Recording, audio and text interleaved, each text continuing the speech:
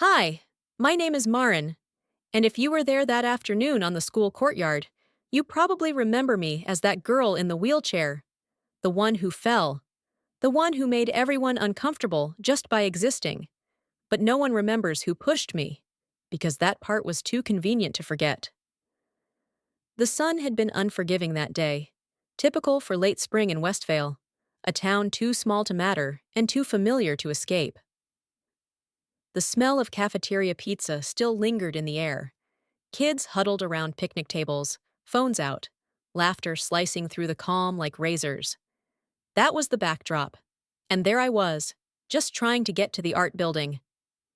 Move! Sarah hissed behind me. It wasn't a suggestion. I turned my head slightly, her shadow casting long and sharp across the pavement. My sister, technically my twin, though we'd grown into completely different creatures, stood there in her designer sneakers and judgmental smirk. I am moving, I said, my voice tight. You're the one crowding me. She leaned down a little too close. Her perfume was strong, like lilies soaked in arrogance. You're always in the way, Marin. Maybe if you didn't rely on people to roll you through life, you'd get somewhere. Then it happened. It wasn't dramatic. It wasn't loud. It was a single practiced nudge, fingers curled behind the handle of my chair. The slightest push forward and right. My chair jerked. A wheel caught the edge of a crack in the pavement, and I was falling. I didn't scream. I just hit the ground. My palms scraped against the gravel, knees twisted awkwardly, and my canvas tote split open, scattering my sketchbooks like a broken promise. Silence blanketed the courtyard. Then, laughter. One guy near the bench actually clapped. Someone muttered, "Jesus, that was brutal!" I blinked up at Sarah. She didn't look surprised. She looked bored. You fell, she said, loud enough for everyone to hear. Maybe next time don't lean so hard on those pity wheels. And just like that, she walked off. I didn't cry. Not in front of them. I bit the inside of my cheek so hard I tasted blood, while a teacher rushed over too late to do anything but whisper empty concern. No one reprimanded Sarah. No one helped me up. It was like I'd tripped on my own. That's what people told themselves. Because it's easier to ignore cruelty when it's subtle, when it wears a familiar face. That night, in my room, I replayed the moment over and over. I hadn't tripped. I hadn't leaned wrong. She pushed me. But proving it? Good luck with that. Still, what haunted me most wasn't the fall. It was the look on Sarah's face. That tiny twitch of satisfaction just before she turned her back. She wanted people to laugh.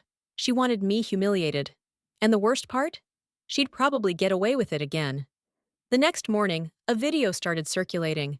It was shaky, probably filmed by someone's phone from across the courtyard.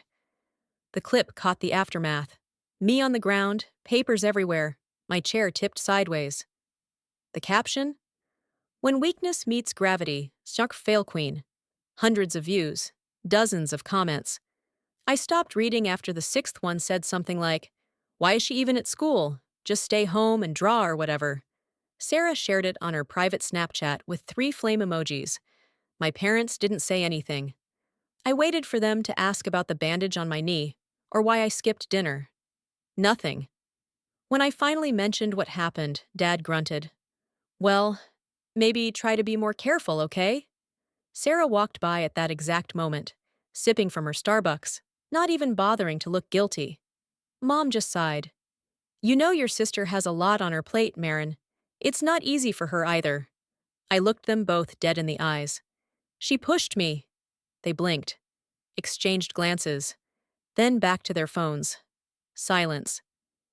After that, something inside me shifted. Not a crack, not a collapse, just a decision. I started documenting everything, not for pity, not for revenge, not yet. But because deep down, I knew this wasn't the last time Sarah would try to bury me under her smile. And the next time she tried, I'd be ready. If you've ever been pushed down and told it was your fault, you're not alone. Silence has a shape. It's not emptiness or stillness. It's pressure. A constant, quiet press against your ribs that tightens when no one believes you. When people you love look through you. When a truth you lived through is rewritten as an overreaction, a misunderstanding, or worse, your imagination. That silence lived in our house. Our living room was Pinterest perfect. A faux fireplace, matching throw pillows, a tray of untouched tea candles on the coffee table. But it wasn't cozy. It was curated. Just like our family photos. Sarah front and center, always glowing, always staged. Me? Somewhere in the corner, wheeled in like furniture, sometimes cropped out entirely. My mother once told me, "You're lucky to have a sister like Sarah. She's strong enough for both of you." She said it with pride, like I should be grateful for being eclipsed. But that afternoon, after the video of my fall spread, and the walls started pressing in tighter, I started remembering more clearly. Not just the nudge, not just the laughter, but the pattern that had always been there, long before I ever sat in a wheelchair. It was third grade. Sarah and I shared a room back then. I remember she ripped my class project, a diorama of the solar system I spent days building. When the teacher asked what happened, Sarah spoke first. She got mad and smashed it. She has anger problems sometimes. I got detention. She got a sticker for honesty. In sixth grade, my best friend Molly stopped talking to me overnight. I cried for a week until I found a note in Sarah's desk drawer. "Molly, she said you smell like cheap soap, and she told Jake you copy her outfits. I just thought you should know." That note was in Sarah's handwriting, not mine. In eighth grade, when I first started drawing, I entered a district-wide art contest. I spent weeks perfecting a piece, pencil and ink, a city swallowed by vines, but it never made it to the judges. The envelope I'd sealed was never submitted. Instead, Sarah won that year with a sketch eerily similar to mine. Mom hung her ribbon on the fridge for months. I don't think I ever truly forgot those things. I just tucked them away. I convinced myself maybe I'd exaggerated. Maybe I was just being sensitive, like they always said. But after that fall, my memories weren't whispers anymore. They screamed. I tried confronting her once, just once. It was the day after the video. She was in the bathroom, straightening her hair, humming some Billie Eilish song. I wheeled to the door. "You pushed me," I said. She didn't flinch. Didn't even look at me. "Don't be dramatic." I could have hit my head. You wanted people to see that. She turned, one brow arched, her voice a syrupy mockery. "Sweetie, if I wanted you to fall, it'd look a lot worse than that." That was the moment I realized Sarah didn't see me as a person anymore. Maybe she never had. I was a mirror, one she hated seeing herself in, and she needed to crack it before anyone else noticed. That night, I pulled out an old flash drive I'd kept buried in a shoebox under my bed. It had backups of every drawing I'd ever done. I opened them, flipping through years of pieces I thought I'd moved on from. And then I saw it. The vines. The city. The sketch from the contest she'd stolen. Except this version? Mine. Date stamped. Original. I started compiling everything, not just the art theft. I dug up old emails, took screenshots of texts, clipped parts of group chats where Sarah joked about carrying dead weight. She didn't cover her tracks. Why would she? No one had ever called her out. But I would. Not yet. Not impulsively. Not with a tantrum. Sarah thrived on chaos. If I exploded, she'd twist it into another story where I was unstable, bitter, jealous. No, I needed to be quiet, precise, like a surgeon. A week passed, then two. Sarah's reign at school continued. Her friends treated her like royalty, invites to every party, her face on every fundraiser. The Fall Girl video faded from memory for most. I became background again. At home, it was worse.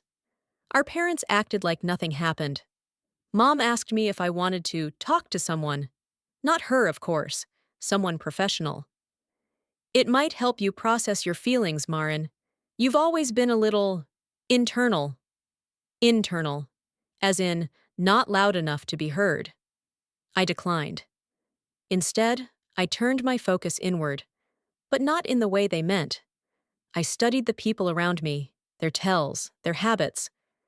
I started to observe, like I was gathering intel. I didn't isolate, I listened. And I noticed things. Dad always tensed when Sarah bragged about school. Mom flinched slightly when I entered a room.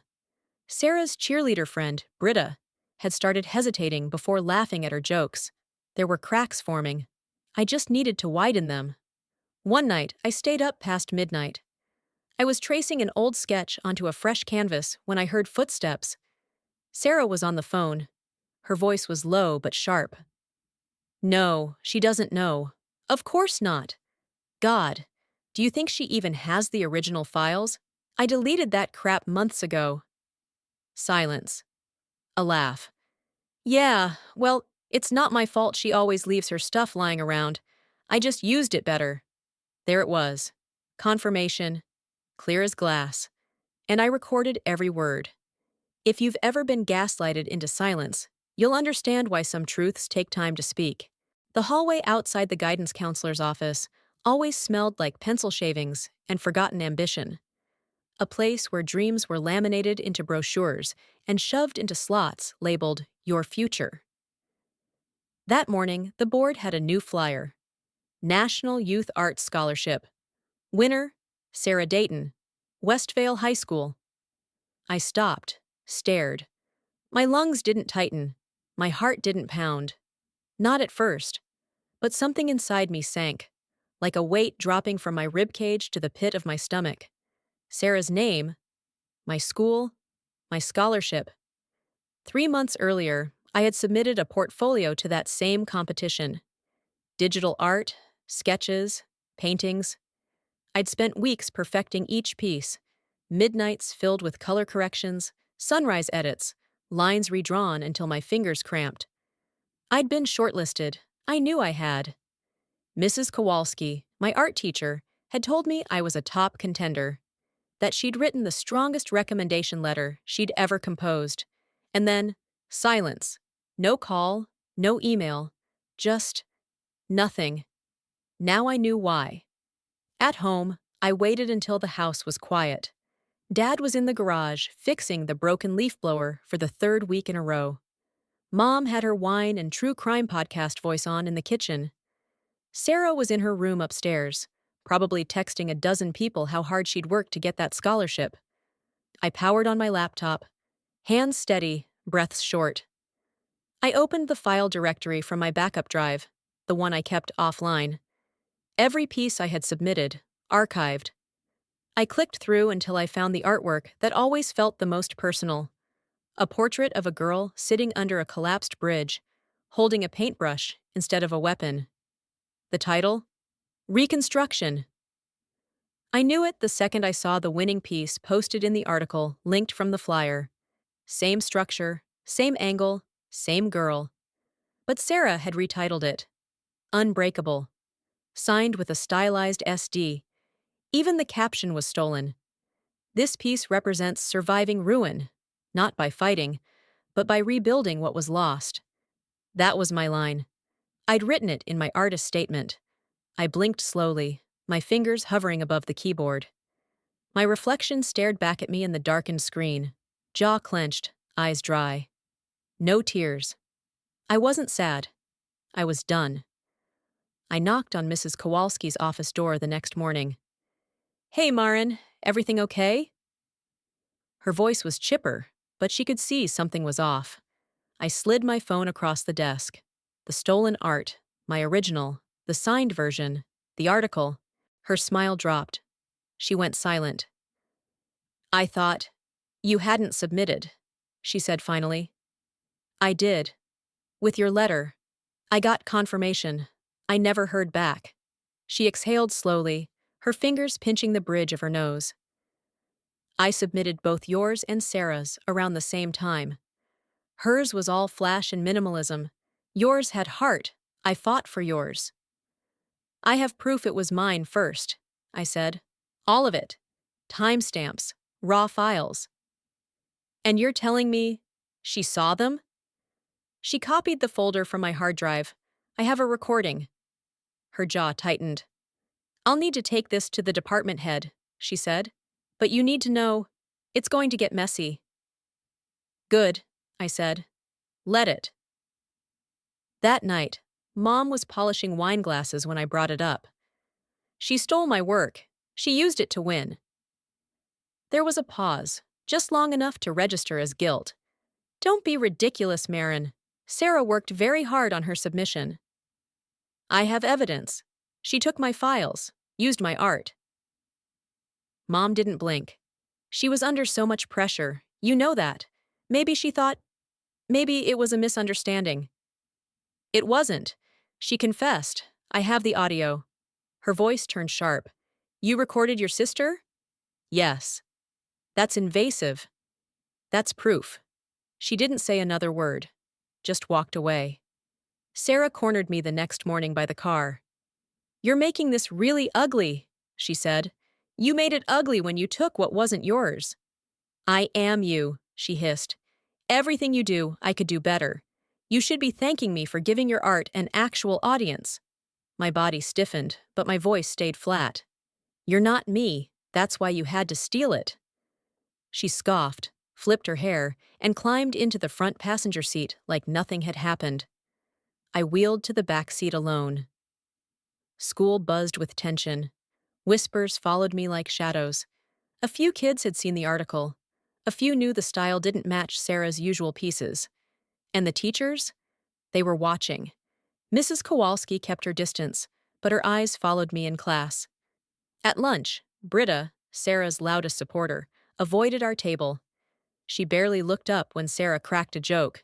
And when I rolled past them toward the library, she didn't even fake a smile. Things were shifting. Back in my room that night, I pulled out my sketchbook and drew something new. Not for a contest. Not for school. Just for me. A girl in a glass box, surrounded by mirrors. Each reflection showed a different version of her. Broken, blurred, monstrous. In the middle, she sat with her head up. Still. Real. I titled it, Recognition. Ever been outshined by someone who used your light? Yeah, same. There's a kind of power in not reacting. People mistake it for weakness, for resignation. But silence, real, intentional silence, is control. And that's what I needed now. Control. The fallout from Sarah's scholarship theft was slow and quiet, like a crack crawling through glass. No one said anything directly, but I could feel it. The looks, the whispers. Teachers checking their email twice before answering her questions. Friends hesitating before sitting beside her at lunch. Mrs. Kowalski avoiding eye contact in the hallway, but leaving a folder with documents labeled NYS, Board Appeal Procedures, inside my locker without a word. Sarah, for her part, wore the same glossy confidence she always had, but her smile had started to twitch at the corners. The mask was slipping. I began working in layers. On the surface, I remained the same Marin. I attended classes, took notes, submitted assignments early. I answered when spoken to. I didn't bring it up again at home. But underneath, I was building something. I installed hidden folders on 2 backup drives, one physical, one encrypted cloud. All my digital art files, time-stamped. Every drawing, every document. The raw files, layered PSDs with progress shots, proof of authorship. Then I started the documentation. Screenshots of the email confirmations, messages from Sarah, and the voice recording of her bragging about taking my files. I logged everything in a spreadsheet with color-coded tags: direct theft, verbal abuse, witnesses, potential leverage. I created a map of Sarah's world. Her closest allies, her favorite teachers, even the places she liked to go when she wanted to recharge her image. The smoothie bar by the gym, the Art Wing's south stairwell for Instagram selfies, the dog shelter she visited once a month to volunteer, just enough for photo ops, never for the cleaning shifts. I wasn't stalking. I was studying the architecture of a facade. One afternoon, while I worked on new sketches in the library, I noticed someone watching me. Ryan. He was 2 grades ahead, someone I only vaguely remembered from middle school. He'd been the kid who used to build robots in the science lab, soft-spoken and always wearing hoodies no matter the season. I'd heard he got falsely accused of stealing from the chemistry supply closet once. Rumor was, Sarah had pointed the finger to cover for a friend. He left school for a while after that. Now he was back, apparently. He approached slowly, respectfully, like someone walking toward a sleeping animal. "I like that one," he said, nodding to the sketch on my lap. "The wings coming out of the broken glass? That's new." I glanced up. "You remember my art?" "Yeah. You used to draw trees that looked like they were bleeding. Thought it was cool." I blinked. "Most people said it was depressing," he smiled. "Most people don't look long enough to understand." I hesitated, then asked, "Why now?" He slid into the seat across from me, hands folded. "Because I saw the article. And I saw the original a year ago. In your art show. The one Sarah claimed was hers? That was yours. And no one said anything." I stared at him. "I didn't forget," he added. "I just didn't know what I could do back then." I nodded slowly. "Now you do," I thought. "Now I do too." Over the next week, Ryan became my quiet co-conspirator. He helped me organize everything, converted files, created redundancies, set up secure backup protocols. He also had access to the AV Club's editing software and helped clean up the audio recordings without distortion. "You know," he said one day, "this doesn't have to be loud." "I know. I mean, you could walk into the principal's office, throw this on the table, and it would burn her down. But that would make you a villain in their story." "I don't care about their story," I said. "I care about mine." "But don't you want her to feel it?" I looked him in the eye. "Oh, she will. Just not the way she expects." Meanwhile, Sarah started unraveling in small, ugly ways. She snapped at Britta in the hallway, loud enough for 3 juniors to hear. She corrected a teacher's pronunciation of her name in front of the entire class and got detention for insubordination. At dinner, she slammed her plate down when Mom suggested she volunteer more consistently at the shelter. "She thinks I'm you now," Sarah hissed later, cornering me outside my room. "You mean quiet? Overlooked?" I said calmly. "No. Creepy, staring, watching. What are you even doing all the time?" "Thinking." "About what?" "Consequences." She didn't have a response for that. Then came the final puzzle piece. A week before the school's spring showcase, a huge event where scholarship winners were celebrated and alumni returned for speeches, I received an email. Not from the school. Not from the scholarship board. From an anonymous address. Subject line: "Check this." Attachment: a PDF of Sarah's portfolio submission, including a copy of her artist statement. The file properties revealed the original author name, Marin.d. Whoever sent it had access. Deep access. I stared at the screen for a long time. Ryan, sitting nearby, leaned over. She must have sent the wrong file, or someone close to her did. "Either way," I said, voice steady, "that's the nail." I printed everything, bound it neatly, created a presentation, quiet, clean, damning. I would present it at the showcase, not to humiliate, to unmask. The gymnasium had been transformed, as it always was for the spring showcase, into a gaudy celebration of fabricated greatness. Gold streamers hung from basketball hoops. White folding chairs were lined up in precise rows. Banners flapped gently near the ceiling, one of them proudly declaring, "Honoring excellence in achievement." And smack in the center of the stage, under spotlight, was Sarah's name.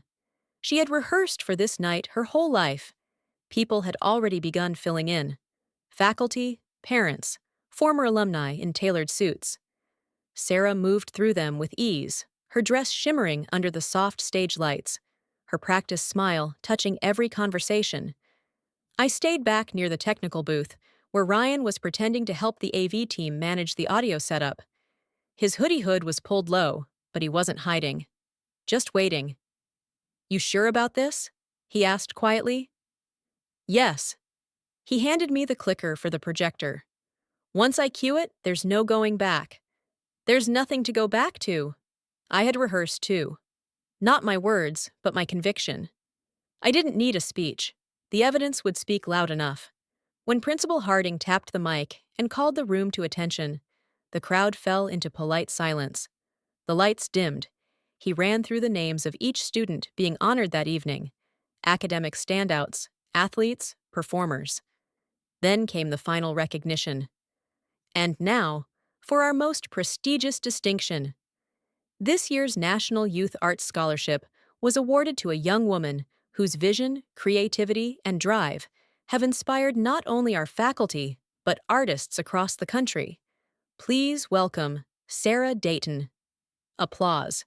She walked up like a queen, confident, untouchable. My mother, sitting in the third row, reached up to dab her eyes. Sarah took the microphone. "Thank you," she began, her voice smooth. "Art has always been a part of my identity. It's how I process the world, how I give voice to emotion. But most of all, it's how I connect with others. This piece," she turned a gesture toward the large projected version of Unbreakable, "is a symbol of resilience. Not just mine, but all of ours." I pressed the button. The image flickered, and then changed. From the edited version Sarah had presented, to mine. The original, same frame, but cleaner, more detailed.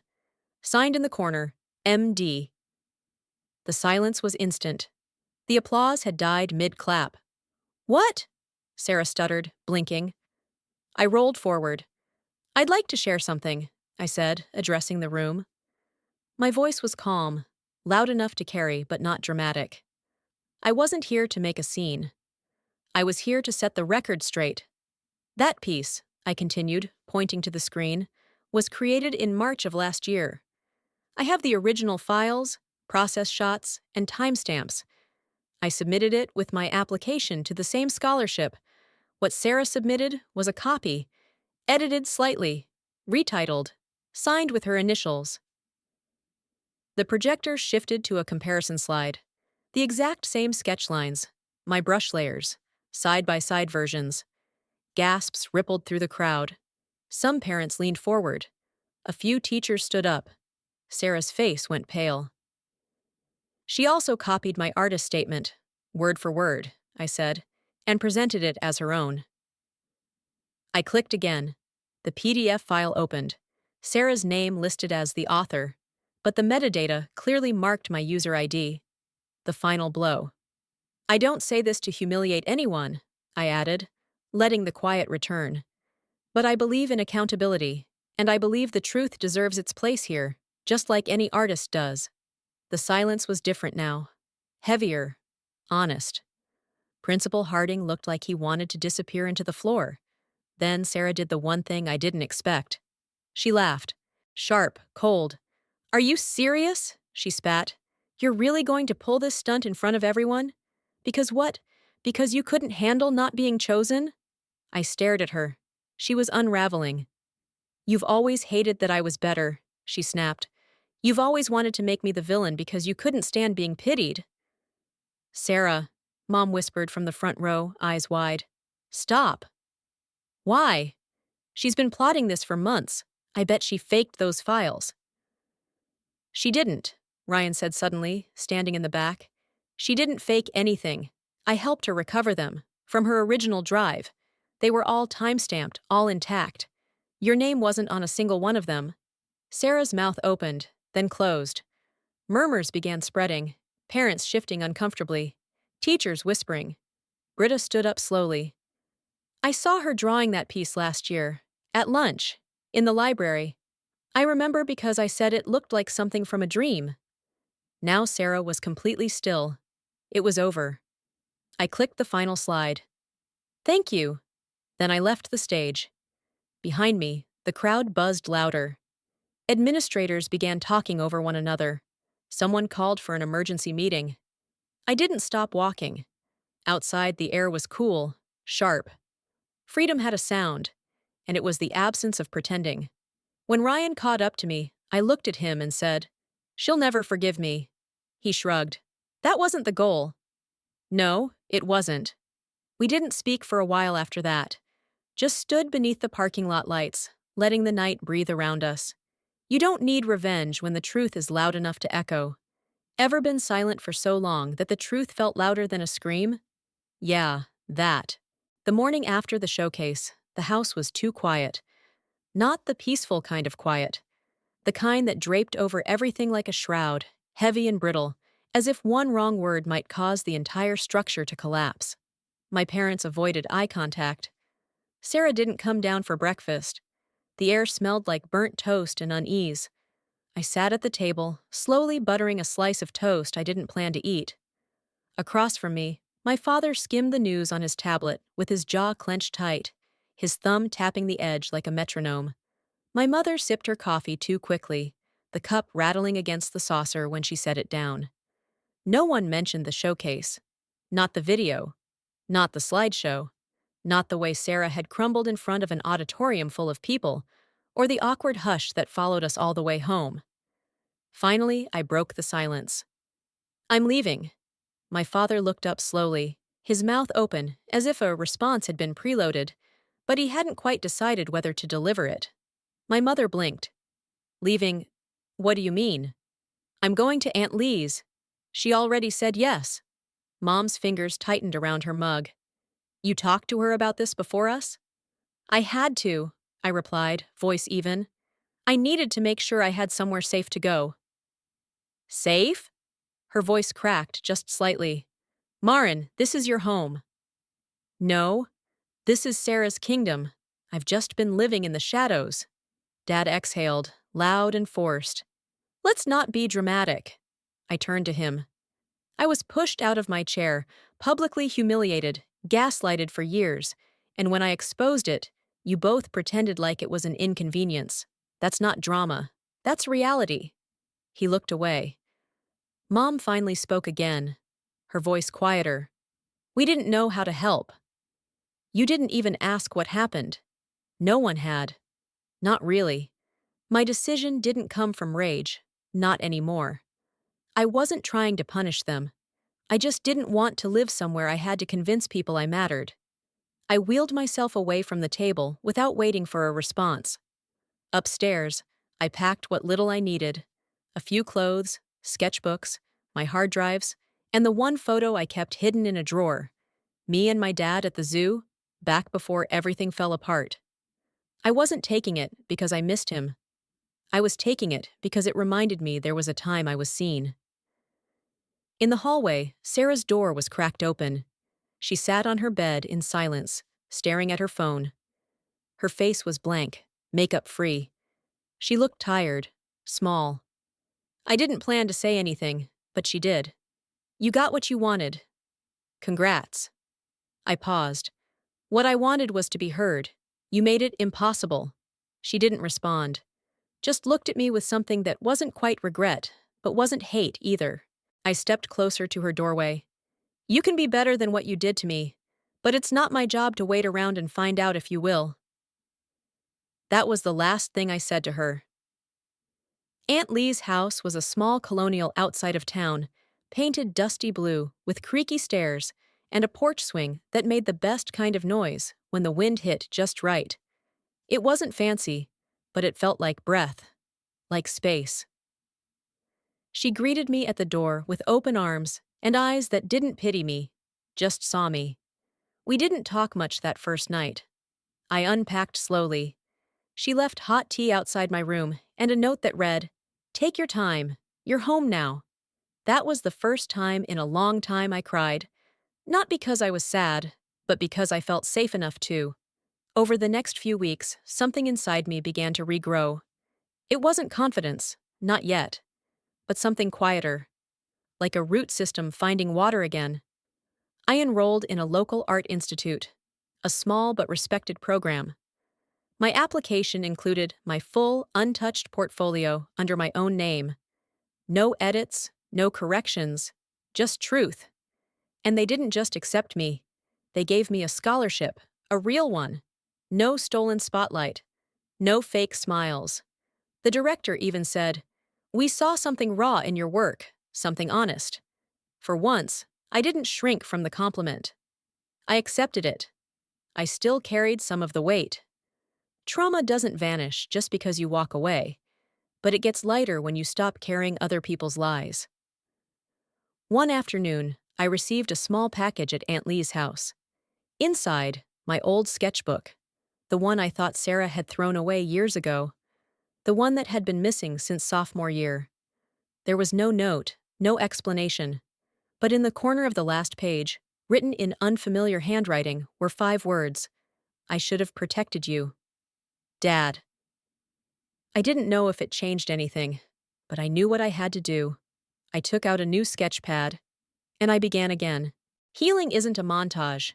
It's not all soft lighting and comforting tea and warm conversations. Sometimes it's just waking up and realizing you didn't feel hollow for 10 minutes straight. Sometimes it's noticing that your laugh came without checking the room first. Aunt Lee gave me space, and in that space, I slowly learned how to fill my own silence. The art school wasn't like Westvale. No one looked at me like a burden, or worse, like a charity case. They looked at my work first, then at me. And when they did, I wasn't invisible anymore. My favorite class was experimental storytelling. We used ink, sound, motion, even light to build something from scratch. Our professor, a wiry man with wild gray curls and a quiet voice, said something the first week that stuck with me. Every story we tell is a mirror. The trick is to decide what you want people to see when they look in. I started thinking about what I wanted my mirror to reflect. The answer didn't come in a rush. It came late one night, while I scrolled through old files on my laptop. I found a folder named Scrap. Inside were half-finished sketches, voice notes, poems I never showed anyone, broken things, abandoned things, and they were beautiful. That's when the idea hit. I started building a digital gallery, a collection of unfinished stories and imperfect art pieces that never got their spotlight. I called it Scars and Ink. I launched it anonymously, just to see what would happen. And what happened was, it grew. Slowly, then all at once. People started sending in their own unfinished work, their poems that never rhymed, their art that wasn't good enough. Alongside each piece, they shared what had stopped them: trauma, criticism, self-doubt, grief. I curated every submission by theme. I paired a shattered painting with a voice note about a mother who never listened. I matched a chaotic charcoal smear with a typed note. This is what it felt like when my dad walked out. I didn't edit. I honored. Then I recorded a video. Just a voiceover, no face. This space isn't about perfection. It's about survival. It's about what we create even when everything inside us says we shouldn't. It resonated. People wrote back. Some said they hadn't created anything in years. Some said they finally showed their partner something they drew in high school. A few simply wrote, "Thank you." I'd never felt more seen. One evening, while organizing submissions, I got an email. Subject: You were right. It was from Britta. The message was short. I know what she did to you wasn't the half of it. I stayed quiet too long. I'm sorry. If you ever want to tell the rest of the story, I'll back you. Attached was a zip folder. Inside, screenshots, DMs, voice memos, evidence of other things Sarah had done. Lies, harassment. One file included a message to another student threatening to make sure no one remembered her name if she didn't back out of an art contest. It wasn't just about me anymore. I wasn't the only shadow Sarah had cast. I debated what to do with it. I didn't want revenge. That hadn't changed. But truth. Truth still mattered. So I made a post on Scars and Ink titled, Spotlight and Shadows. I didn't use names. I didn't shame. I just told the story of what happens when people like Sarah go unchecked, when the people they hurt think they're alone. The post went viral in under 48 hours. My inbox flooded, not just with support, but with stories. People who had been bullied by siblings, undermined by parents, invisible in their own homes. And then came the twist. An email from a gallery in Portland. They'd seen Scars and Ink and wanted to feature it as an interactive exhibit. They called it a haunting yet hopeful mosaic of human resilience. They offered me a fellowship, not because I was a prodigy, not because I checked a diversity box, because my mirror worked. People looked in and saw themselves. Aunt Lee cried when I told her. "I always knew the world would find you," she said, squeezing my hand. I smiled. I just had to stop waiting for permission.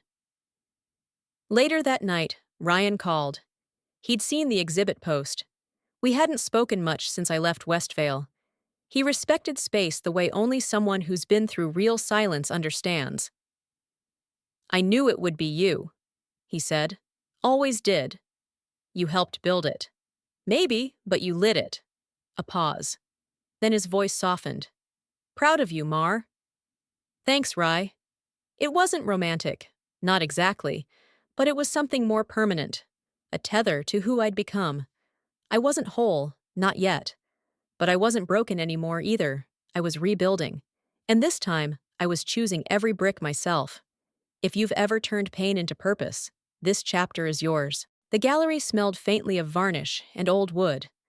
The kind of scent that sticks to your clothes and feels like history. The room was quiet but full. Not crowded, not buzzing, just full. With presence, with breath, with stories. On the far wall hung a projection screen, cycling through anonymous submissions from Scars and Ink. Each piece blinked in and out like constellations. Art, words, voice recordings. Not masterpieces, but every single one bled truth. I stood near the edge of the exhibit, dressed simply, nothing to draw attention. People didn't recognize me, and that was fine. This wasn't about my face. One woman stood in front of a piece labeled Second Attempt. It was a jagged pencil sketch of a girl climbing out of a burning house, eyes wide, mouth shut. The caption read, "The first version had her dying in the fire. I changed it last night." The woman pressed her hand over her mouth. Just stood there, still. I didn't know who she was. I didn't need to. Her silence was louder than any applause I'd ever heard. A young boy approached me later, maybe 12, clutching a wrinkled paper. "I drew this," he said without preamble. "It's not done. But it's about when my brother said I was embarrassing." I looked at the sketch. A small figure with a cracked mask, surrounded by shadows. The lines were rough, but they were alive. "I love it," I said. He smiled. "No one's ever said that." The gallery event closed at 9. By 9:30, I was the last one left. A staff member offered to lock up, but I waved him off. I wanted a moment alone. I stood in the center of the room, spinning slowly. There was a time when I believed my silence was a cage. That being quiet made me invisible. That being disabled made me less than. That being hurt made me weak. Now I knew better. My silence was never weakness. It was strategy. It was space to listen, to build, to watch the world reveal itself. I wasn't invisible. They just weren't looking. My phone buzzed in my pocket. It was a message from Sarah. "Saw the feature. Congrats. It's something. Just wanted to say I hope it helped. Whatever it is you needed." No apology, no accountability, just fragments. But I didn't need more. I typed a reply, then deleted it. She had her journey, and I had mine. I scrolled through the messages from Scars and Ink instead. Hundreds now, some only a single word. "Thanks." Others full paragraphs about art, trauma, families, truth. And one message that simply said, "I thought I was the only one. You made me feel less alone." That was it. That was the mirror I had chosen to build. Outside, the night was soft. The city buzzed in the distance, muffled by wind and pavement and the hum of the streetlights. I walked along the sidewalk beside the building, my chair gliding smooth over the path. A full moon watched from above. Ryan was leaning against his car across the street. "You waited?" I asked. "Always." We didn't say much, just stood together, shoulders barely touching. Sometimes you don't need to talk to feel heard. He turned to me after a while.